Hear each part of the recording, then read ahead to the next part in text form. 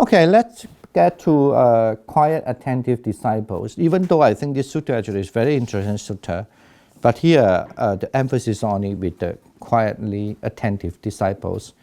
Now we start to read L.47. Anyone in this passage?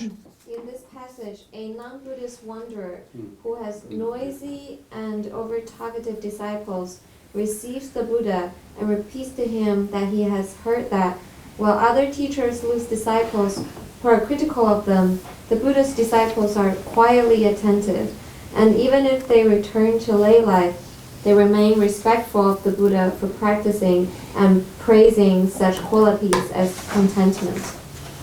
Then the Blessed One went to the Peacock's Sanctuary, Wanderer's Park. Now on that occasion, the wanderer Sakuludain was seated with a large assembly of wanderers who were making an uproar, loudly and noisily, talking many kinds of pointless talk, such as talks of kings, robbers, ministers, armies, dangers, battles, food, drink, clothing, beds, garlands, perfumes, relatives, vehicles, villages, towns, cities, countries, women, heroes, streets, wells, the dead, trifles, the origins of the world, the origin of the sea, whether the things are so or not so. Then the wanderer Sakuludain saw the Blessed One coming in the distance. Seeing him coming afar, he requested his own assembly to be quiet thus.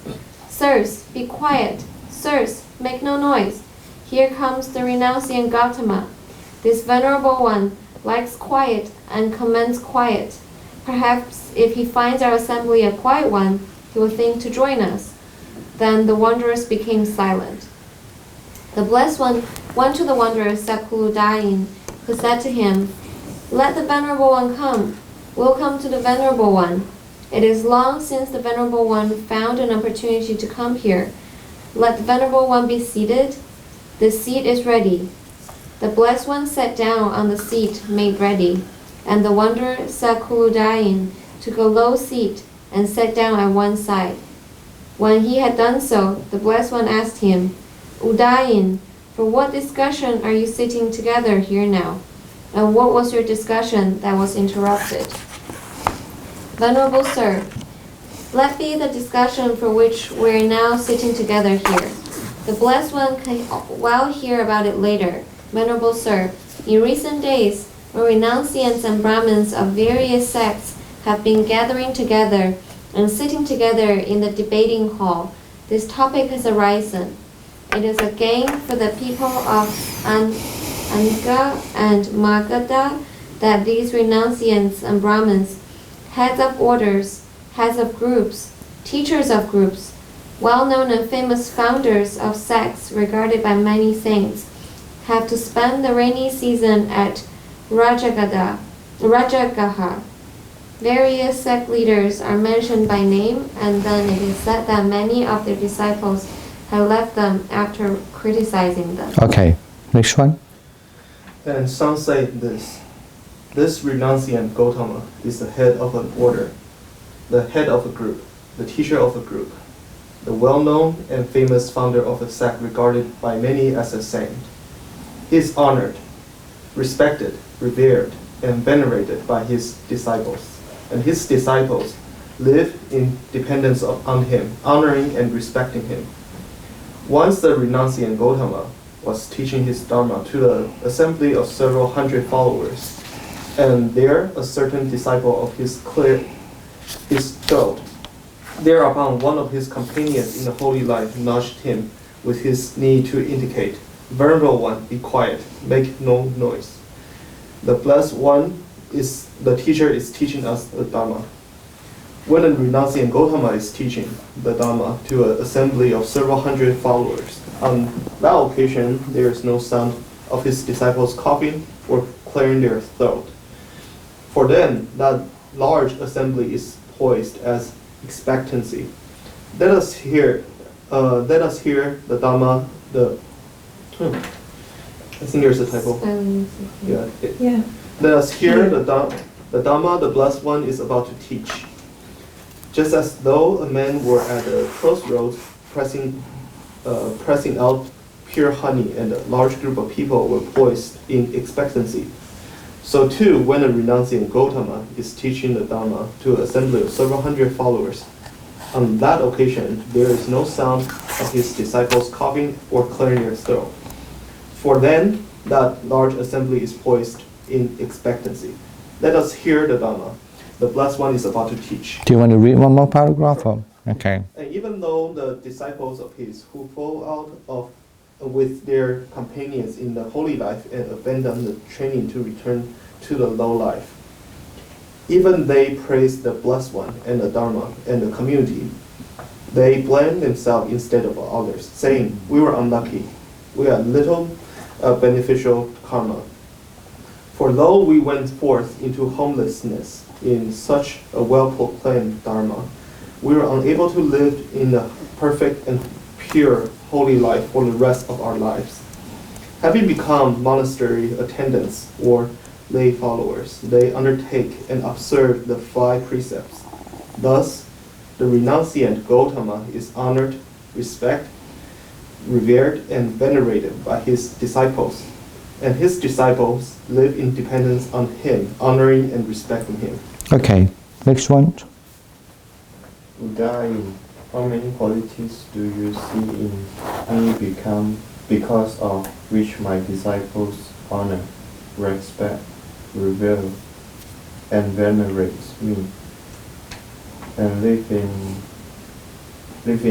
dependence on me, honoring and respecting me? Okay, next one. You want to read that because we're going to finish this sutta anyway. Venerable Sir, I see 5 qualities in the Blessed One, because of which his disciples honor, respect, revere, and venerate him, and live in dependence on him, honoring and respecting him.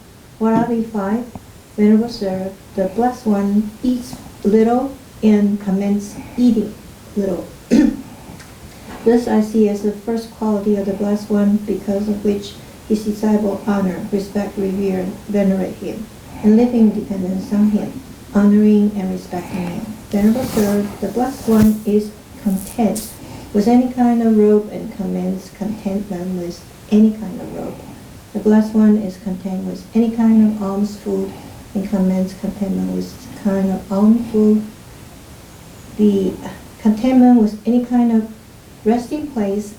The Blessed One is secluded and commends seclusion. Venerable Sir, they are the 5 qualities seen in the Blessed One, because of which his disciples honor, respect, revere, and venerate him, and live in dependence on him. Okay, all right. I mean, this is actually an interesting passage, which I'm not agree with something anyway. We'll just read it and see. Later, why I say that. But I'll just give you a enigma first. What we know this sutta actually, it's from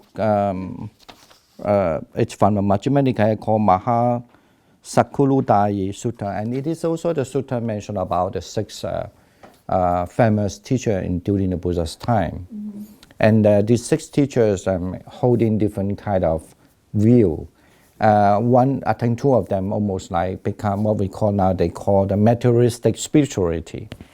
Now in America now you have this so-called materialistic spirituality, right? I mean they believe in material, space, science, or ET and everything, but they still follow the spirituality. And then also, and having a lot of indulgent life is fine, but they still could do their spirituality practices. And they uphold, or maybe they don't even have to believe in the past life, and they still practice that. But they thought this in America actually, no, 2,600 years ago, and there were some very famous, this kind of teacher were there as well. But I'm sure this first few paragraphs were talking about that time when the Buddha went to the Pequot Sanctuary. Pequot Sanctuary actually is the first, or you can understand the place, Veluvane, Kalandara Nivabe. The sanctuary actually is the place that a lot of wanderers living around, but that's where, not far away, we have one of the monastery called the Veluvane, okay, there. Veluvane actually is the first monastery, even though it's not the most famous monastery. But we must understand that Veduvana is a monastery that a lot of things happened. For example, before the Buddha passed, before the Buddha again enlightenment, when he was a Siddhartha as a recluse practicing, so we know that he was invited by the Bimbisara, right? And then asked him, the Prince Siddhartha, to renounce in order to become one of his assistants, right? The king's assistant. But it was refused by the Buddha. We read the passage also in earlier time. And that's the reason why then after when the Buddha gained the enlightenment, it was a Bimbisara, kind of like, even though never said clearly who, but somehow we understood that it was him, due to the Bimbisara's power at least. The first monastery was built in that place, Veduvana. And in that. And it is called the peacocks because it's a place that around that area, not in the monastery itself, but around that area, then they have a lot of peacock being fed. There are a lot of peacock around, okay? So that's why it's called a big peacock sanctuary also. It's called Kalandara Nivabe, okay? And I like to say a little story because I just come across, I mean, when I just come across it's also, like the second Vasa and the third Vasa, actually all the Buddha spent there. And it was also the place that where Sariputta and Moggalla was ordained also, you know. It's kind of very important place. And not only that, but it's become very confusing place as well, complicated places because one of the bad monk called Mettiya, I like to say the story also, and he also lived there. Why? Because when Buddha left the place, when it's the left, mean Buddha had many monasteries to go. So do not think the Buddha stayed one place, okay? He always traveled here and there. So when he went to other places, he assigned to one of the arahant to become a regular, you know, to look after the place as a regular on that area. His name is called Bhatta. I think it's called Bhatta. It's a very, I don't think everybody like to talk about this story because especially lay people, according to Chinese tradition, you don't talk about it. So, but I like the story very much. I like to say something about it. You know. Let me just think about whether I have it. The name in. Did I put it here? Maybe I didn't print it. No, I didn't print it. I say it's called Bhatta, I know. So he as an arahant, and he actually became arahant very soon. After 7 years, become a monk, he became arahant. He was a regulator. So you know, then the king or some other royal people always invite him to for dana. So at the time, there was another monk, which is a creator monk. His name is called Mettiya, generally mean metta. Well, I think this is a kind of ridiculous, not ridiculous, a kind of, it's a euphemical to saying that monks should have metta, you know. He doesn't have the metta. Satire. A satire kind of term. His name is Mettiya. Actually, I think it's a satire term to say he doesn't have the metta. He jealous about this monk as a regular very much. And the problem create very big problem. He create many very big problem. It just happened in the same place, very near, in this place. I guess one reason why is that because this place, as I said, there's so many different kind of teachers living there, and then the competition is very high in some way, and this competitive mind easily just been created by these people who live at that area as well, you know. Like if you live in a village, if at certain place, then there's not much competition, then you would not have that kind of mind. Less competition at least, you know. But there anyway, he is very funny, and this Mettiya, when I say funny, at the time I think he would be really horrible. But now when I read it, I find it's very funny. Once the regular, I mean the Bhatta monk asked him for the dana, go there for the food. There were certain incidents he went over there. So because unfortunately when they went together, because he's a junior monk, he's not a senior monk. So that might be the house is not big enough. He sit outside, not indoor there. And he was very pleased to know he might be served a good food because this is a rich family. a rich house. But unfortunately, and he was served as a very simple kind of food, he was very disappointed. And he get more angry when he knew that actually the people who stay indoor have a better food. And the description is very simple, have the sesame kind of oil, make of the rice, and he had this kind of, small rice, not like the full rice and so forth. When you nowadays look at it, this is a very small deal and it's really not a big thing, but he was very angry. And the problem is that if it happened one time, it's fine, but it happened 3 times.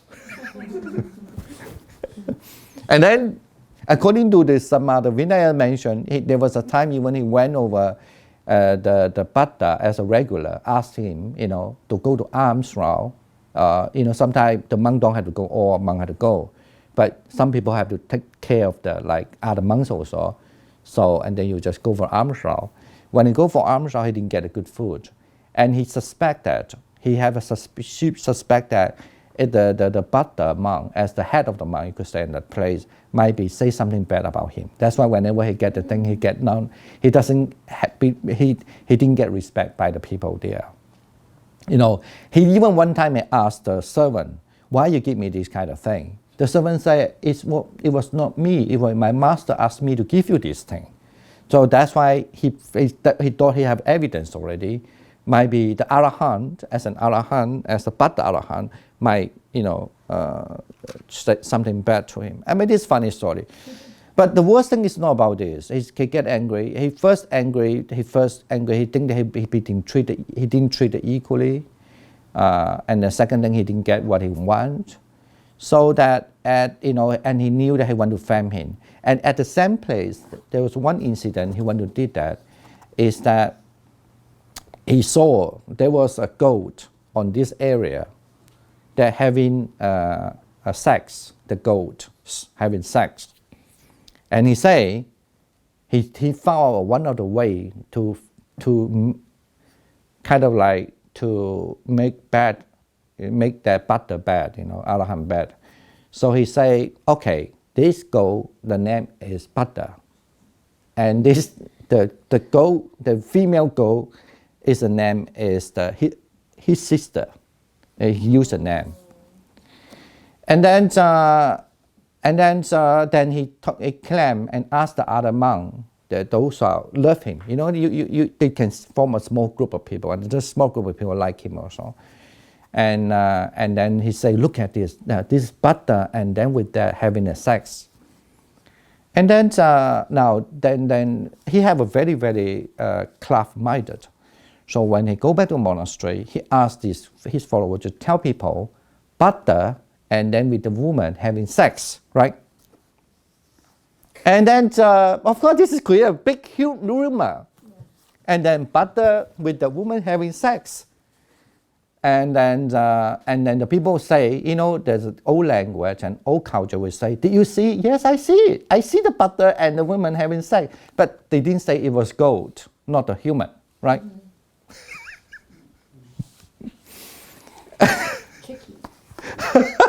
Technically, he was. And then. So many things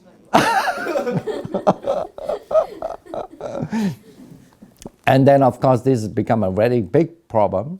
And then when the Buddha was there in this Veluwane, back to this monastery, and then they report the Buddha saying that our regular, the Buddha, having sex with the woman, okay? And the Buddha was saying that how could he have the sex with a woman? Basically, he's an Arahant. He would not have this. And he say, but did you ask that? Did you see? They say, yes, I asked. They say they saw it, And then that's why they reported the people, and the Buddha asked them directly, and saying that, did you see it? They say they saw it. But then the Buddha asked, how, where, what? Tell me everything in detail. And then they say, it was a goat, okay? No, don't be surprised that nowadays these kind of things still happen. It could still happen. People, when they want to frame somebody, when they get angry with somebody, they fight, and they found a way. And then anyway, that was one of the story that happened in this Veduvane, and in the Vinaya it's become also very famous when you study Vinaya, because this is why the same thing I said in the last time also, that when somebody, it happening when I was in Taiwan also, when somebody kills somebody that touched her, and then and people since that they always think that this monk is always rude. He's kind of like not, you could say in our language, mean not very mindful. But the monk is not very mindful does not equal to that monk is touching the woman, okay? Are two different things. But because our generation, they want to frame the monk. Because they know this monk is very not mindful. They could easily, because they didn't like this rude monk living in that place, they want to flame that. This is happened. I have the exactly example new already. And the monk is very nice monk actually. I'm not saying the monk a bad monk. The monk, at least to me, I know in Taiwan he was very nice. Only problem is because he didn't have a proper training in earlier time. So his action is, he used to be Kung Fu monk. Very, very powerful in Kung Fu. That's why his action is really rude. And anyway, that's a funny part. This is why when I read this something I laugh a lot, because if you know about the monastery, a lot of story, all the monastery here and there, and then you could find very similar story going around as well. Okay. Anyway, now this is what also happened in the Veduvane, even when the we know that later on this who's that Devadatta, right? Mm-hmm. After he proposed a fine kind of asceticism, and then some monks think that Devadatta is better and left. And later on, the Buddha approached. Actually, the Sariputta told the Buddha the incident that some monk left. It's from this area they left. Mm-hmm. Okay. From this Veduvana. But in other words, Veduvana is a kind of place as first monastery, and there's also a lot of heretic teachers living around. It's a very complicated place, I would say. It's very different from the other place that offered by the Migarama. That is really purified prayer, usually comparatively. It's a very complicated place. This. Why is that place so political, or is it too? Some of the thing is because a lot of heretic teachers around too. It's that people are. There's a good part of it might be. The bad part is that, and political is very unstable because Bimbisara is there. That is the place of Bimbisara. Later on, Devadatta was there too, and Devadatta later on, how to say, that, and he didn't like the Buddha because didn't give him the power. So, and he was associated with this Ajatasattu, right? So that is kind of a place, yeah. But I thought here the Buddha went to, according to the introduction, this is not actually a Buddhist wonder. Like where the Buddha went, it wasn't actually a Buddhist place. No, he went to, he went to the Pequot Sanctuary. It's not far from the Veduvane. Yeah, it's not far from there.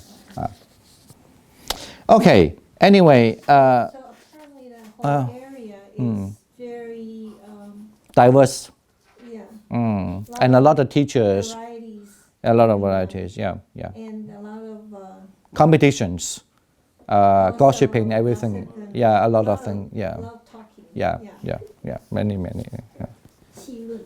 Yeah, many. Whole So. section is about 气论. Okay, we read this on in earlier. We don't have much to say because he said that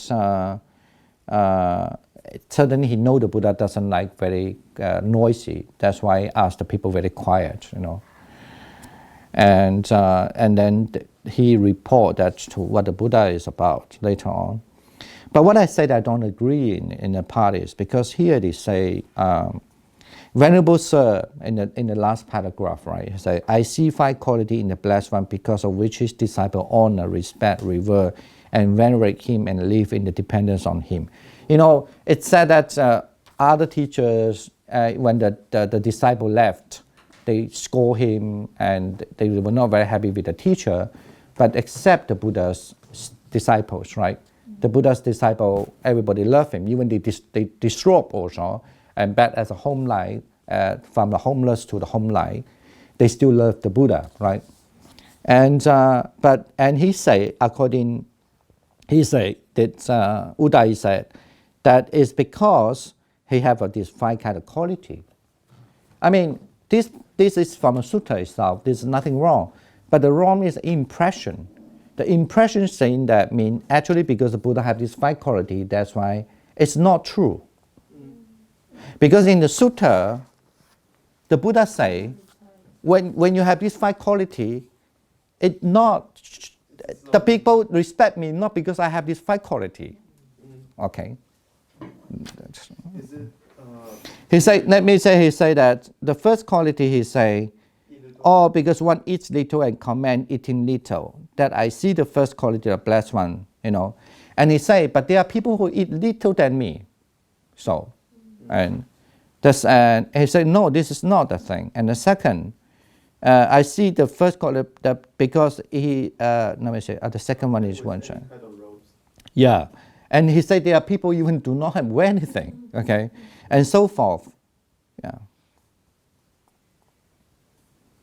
And then that content with any kind of alms food, I say also people, you know, are much content to me in a way. Like, and he does, you know, he can stay in any kind of place. And he said there are monks also always just stay in the forest, and or there are people. So, and the blessed one is like. The last one is what? It's secluded and comments seclusion. Yeah, it's always saying for us. There are 5 things anyway if you look at it. But he would just say answer the same way. This kind of thing, there are people better than them. So, but the problem is, as I say, this is always out of context. I mean, I don't agree. If it's, of course, I understand if you want to put the quiet, attentive disciples, but it maybe have to omit this paragraph. Otherwise, people will misleading. That Buddha was agreed that actually why the people respect the Buddha due to this 5 things. The Buddha said no, that was not. Yeah, I remember Dhammadipa Sutta. Brahmajala Sutta. No, actually the same sutta here. Oh. Let me just. Within the same sutta? Within the same sutta, I'm talking of within the same sutta. Let me just see. Because from other suttas, the Buddha definitely say no. Those are not the main. Yeah. Maybe include the next paragraph, which contains Buddha's reproach his ideas.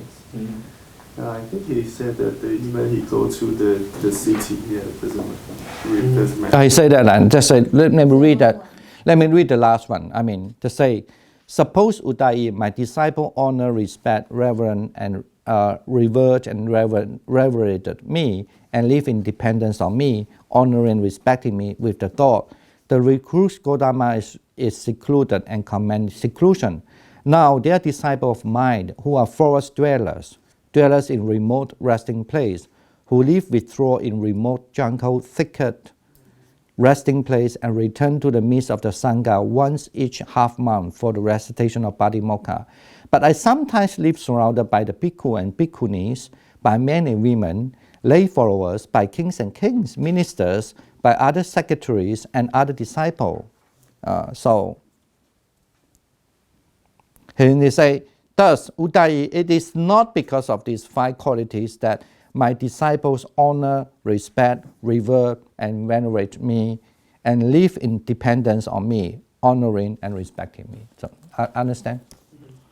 So otherwise you can make a very wrong presumption. And what are these, the other qualities he say? However, Udayi, there are 5 other qualities because which my disciple honor, respect, revere, and venerate me, and live in dependence on me, honoring and respecting me. What are these 5? The first one is a higher virtue, meaning the sila, atisila. And the second one is a yana dasana, meaning he have a knowledge and vision. And the third one, he has a, atipanya, the higher wisdom.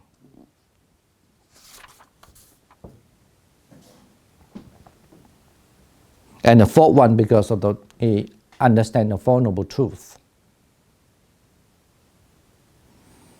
And the fifth one, which is a big topic, is mean he has the he developed a wholesome karma, or wholesome state. This is including the 4 foundations of mindfulness, 4 right kind of striving, mean 37 factors of enlightenment, in other words, just simply say. And then not only that, he also mentioned the 8 liberation, the 8 bases for transcendence, the 10 kasina, the 4 jhana, the insight knowledge, the mind make body, and then also 3 kinds of divine supernatural power. This is actually he didn't mention 3 kinds. And 1, 2, let me see, 6 kinds maybe here. 1, 2, 3. That means the divine air, the divine eye, divine ear, the mind, to read the other, the 3 collection of the past life, and the destruction of the 10s. Yeah, 1, 2, 3, 4, 5. Yeah, 5 kind of supernatural power. So it was due to, in other words, it was due to his inner quality, not because he was eating less or. Actually, this sounds a lot like yes. Devadatta's, what Devadatta asked for. Yeah, this is why I when I read this, actually I even forget the sutta at the time when I say in Velu 1, he was proposing something like Devadatta, and then why then he stopped here? Maybe he's a follower of Devadatta. No, I don't say.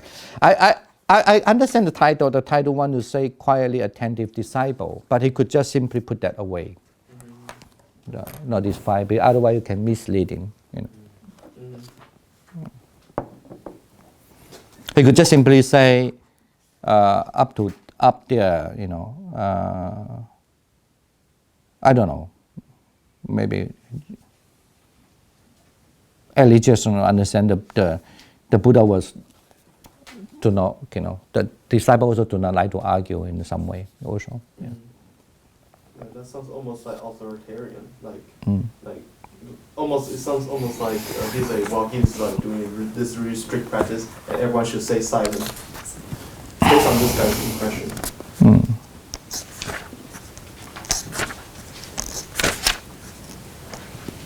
Or maybe those are the things that the other group Really like. don't do. Yeah. They're the opposite. Yeah, they're just the opposite. They don't like to discuss, talk about it. Yeah, that maybe, but they didn't imply that. It didn't say that they didn't do that. I'm not sure. No, but Maybe yeah, the maybe it contrast implies is yeah. that in the beginning, there's a lot of discussion and very Mm. noisy arguments, so on and so forth. But in contrast, that the Buddhist disciple are the quiet one. Then they just Yeah. make assumptions like, oh, they're quiet because as such. Amazing. Well, I think when you have just the excerpt, then it may not get the whole thing, what the sutta actually is Yes. saying. So Yeah, especially ended with this guy saying not what Buddha said. yeah, right. Yeah, maybe he will just maybe end that would be okay.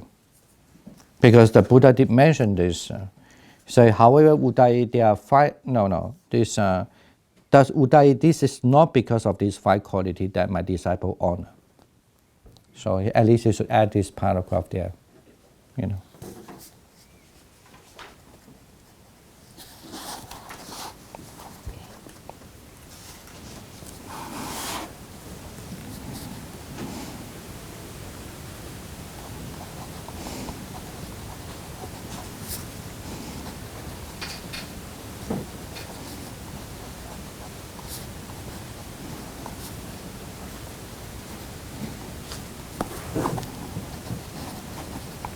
Okay, any comment and question? Well, in here they mentioned the 8 liberation, and 8. The other 8 is what? 8 Dasen truths. What is that? Because the 8 liberation is referred to using observing the internal organs and external objects to enter jhana. Up to you enter the jhana nirvasanya na ayatana. Yeah.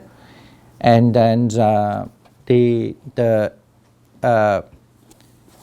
Ba Shen Chu usually translate as let me see what translate as what.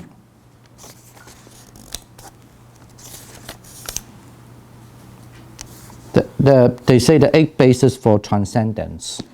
They translate that, What is that? Let me look at. Well, that is also, you must first able to meditate on the 8 liberation, but then you are doing it as a vipassana.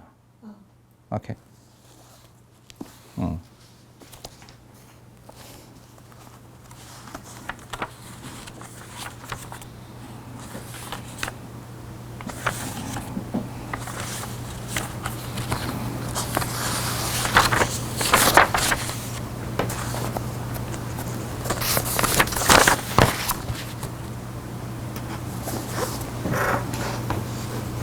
Any comment and any questions? Of course, if you look at this order, it's clear that it was mentioned about up to, because it's believed that if you could do this 8 liberation and then to do the 8 transcendence, you can attain arahantship. And then, according to this sutta, if you look at the orders of the sutta, as I say, this is one of the things. If you think, oh, I must practice this only, this is just one of the sutta way. And here then he mentioned the 10 kasina after this. Actually, he didn't mention the kasina earlier than that. Yeah. I think this might be a very late kind of teaching, because it seems to me very comprehensive. And here it already. I always find actually sometimes when the Buddha, if you look at the audience, it looks like when the Buddha sometimes when he want to mention to the king, or mention to the like not necessarily as a Buddhist, and then like non-Buddhist maybe, he have a tendency to explain more items than just simply. When you look at the sutta, just simply for a monk or a group of monks. I mean, you could find there was a tendency. And I don't think might be not necessarily about tendency. It might be it's just presumably that the monks know a lot of things already. He was just addressing a certain issue. Well,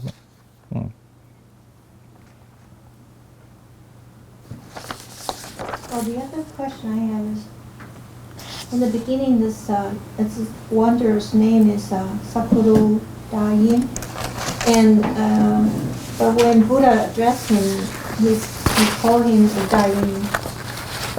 What's the relationship? What's the custom of calling a person? I don't know that. Sakuru Dai. Unless they have any meaning with the Sakuru, I don't know. The name is Sakuru Dayin, but then when Buddha addressed Sakura. him, Sakuru. Yeah.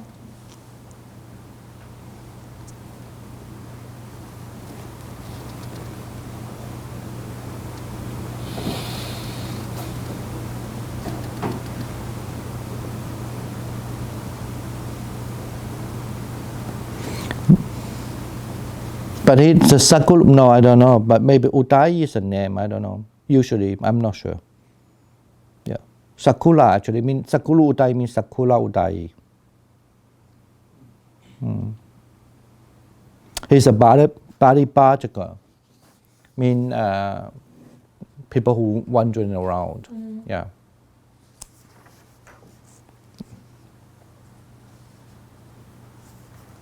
But there was some belief that quite a large amount of the Dhammadipa at that time was a Jainism. Yeah. But I don't take it really seriously in that kind of presumption. Yeah.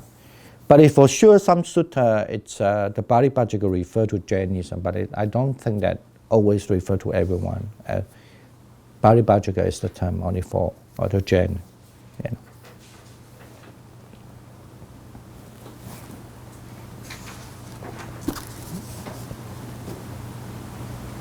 All right. Before a few minutes, any comments? What do you, after these 2 sutta, when you read, one is actually from Samyutta Nikaya about the Buddha meditate alone, and the sutta is about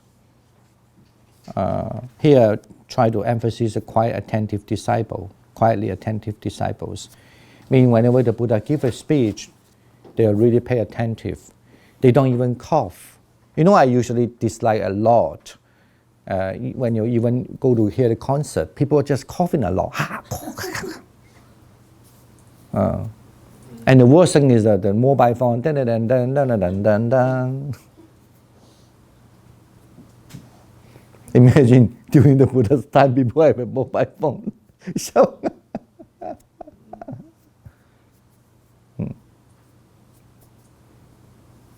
and this kind of the how to say, the situation is very respect in those days. But I think nowadays, if you ask these young people in America or more in many countries, that you just go to listen to the teaching is very quiet. Maybe nobody like it anymore. They like this grandmaster singing, dancing. Right? Oh Lord, you save me, I love you, you are the only one that I love, and all this kind of thing. Yeah. But maybe this is for lay people. I mean, this is certainly talk about the serious, the wanderers, and the people who are only into religious. Yeah, maybe. Yeah. So maybe they should have this kind of grand event in this Peacock century.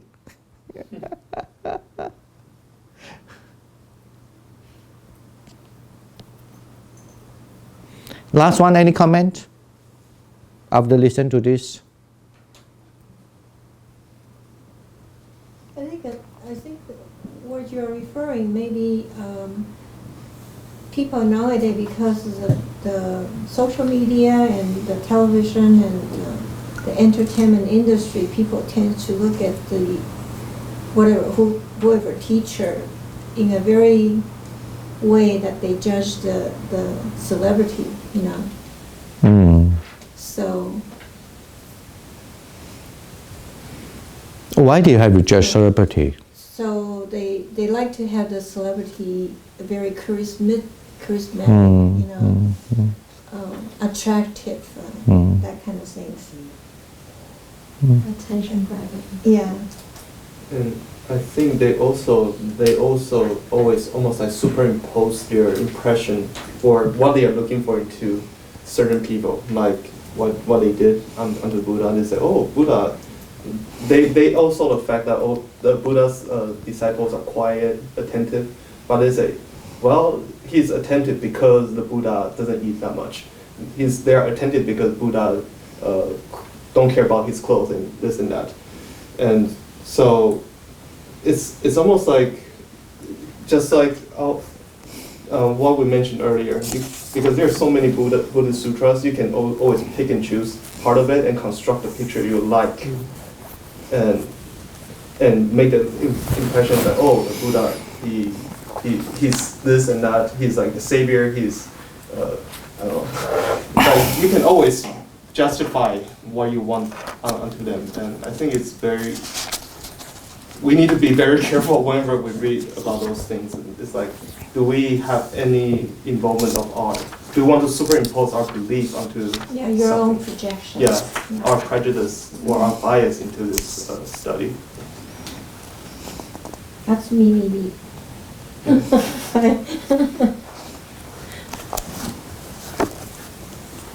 Well, I think if I would just sum it up, basically, and I think it is very clear in most of the case that the Buddha certainly, sometimes the Buddha also mentioned that we have to eat less and so forth, and be content in living. It's not he reject that at all, but that is not certainly. It's not the one to see, not the one to see. That's actually the Buddha quality is about, or someone who have a good quality is not about that, So this is but it's always, if you look at it, it's always the content.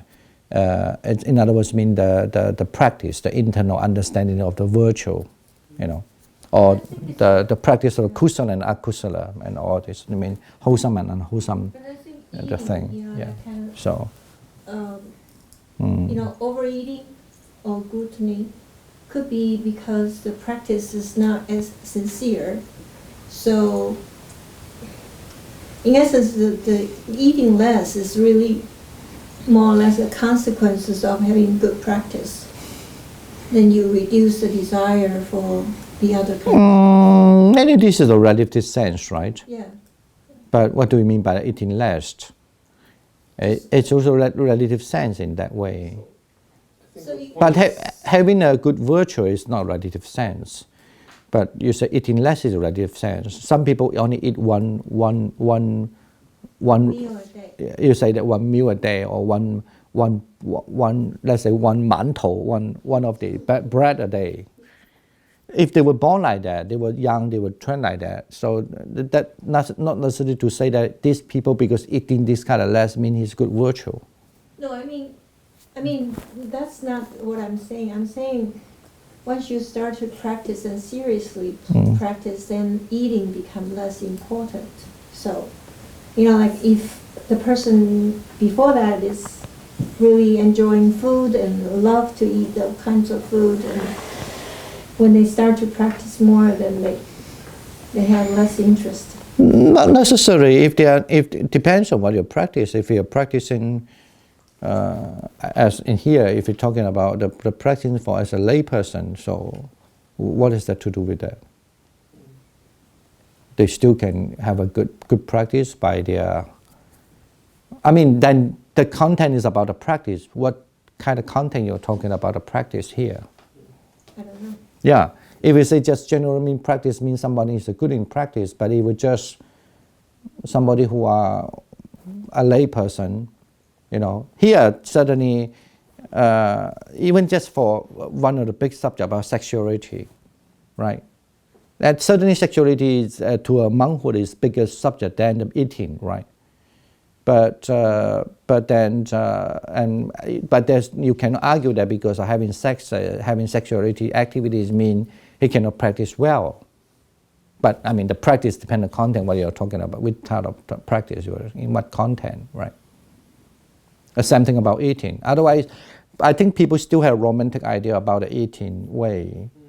I think maybe one of her angle of getting at this is because so eating less might be sometimes it might show up as a byproduct of good training. Yeah, that's what I'm saying. It is not an active cultivation to eat less, not To show that you to are show I'm practicing good. well.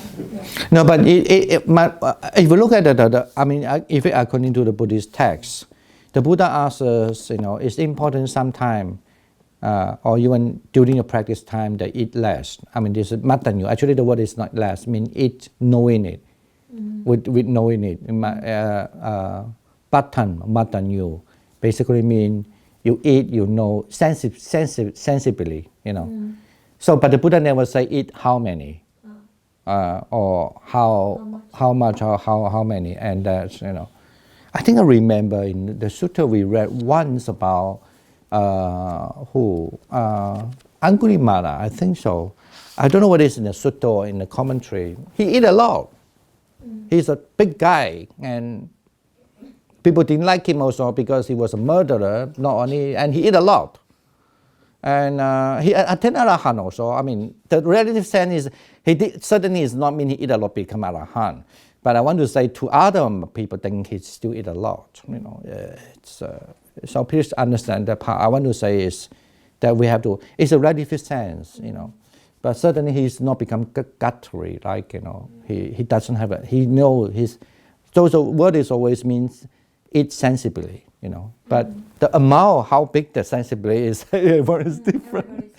Yeah, I want to emphasize on that part, But about the sexuality, the Buddha say, there were many sutta mentioned that when somebody who are really interested in that, I mean, as a monk or nuns or who are practicing meditation, and he said that, you rather put that on the rod or swallow the iron rod than you put that little stick on other place, Oh, and I think The word mean you don't, even you rather use the organ to keep it on, I don't know, I mean, he's so he's like, I would rather put that thing into the mouth of a poisonous snake. Yeah. Rather than doing that. Yeah, but that was very clear. Yeah. That statement is very clear. That's very clear.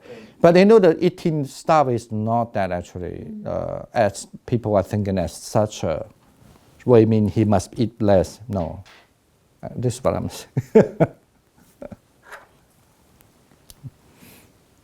Okay, right, thank you for all your attending, and then we'll wrap up this today's by transferring marriage for this reading common Buddhist text.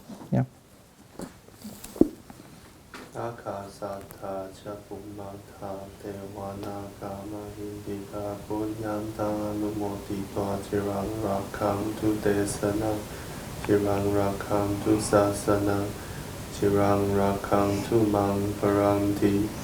Sadhu, sadhu, sadhu. Okay.